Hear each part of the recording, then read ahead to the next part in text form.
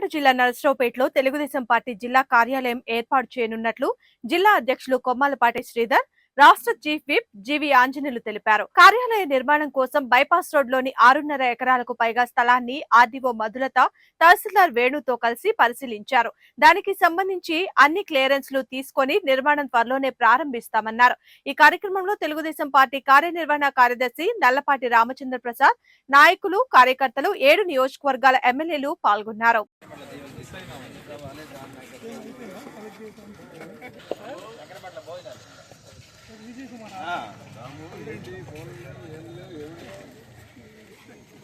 రాము అయిపోయింది రిపేర్ అది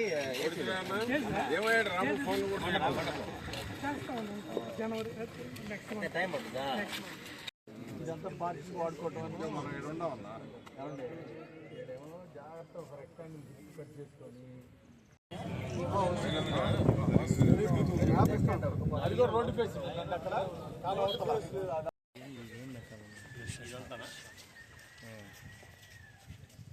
ఏం బండి ఆడాయి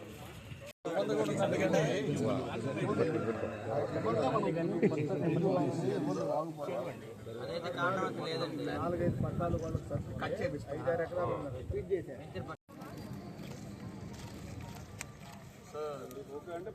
చాలా బాగుందండి. అర్జెంట్ ప్రపోజల్ తీసుకెళ్ళండి. ఒకటే చిన్న నా రిక్వెస్ట్ ఏంటంటే దీనిది ఎఫ్ఎండి తయారు చేసి ఎఫ్ఎండి తయారు చేసి మనం కామన్ ఫార్మల్గా మనం పంపించాల్సిన ప్రొసీజర్లో మీరు స్టార్ట్ చేయండి. అక్కడ మాత్రం సెక్రటరీ అది ఆల్రెడీ నేను ఇప్పటికి నెంబర్ పంపించాను. లెవెల్ కూడా ఏమి లేవు.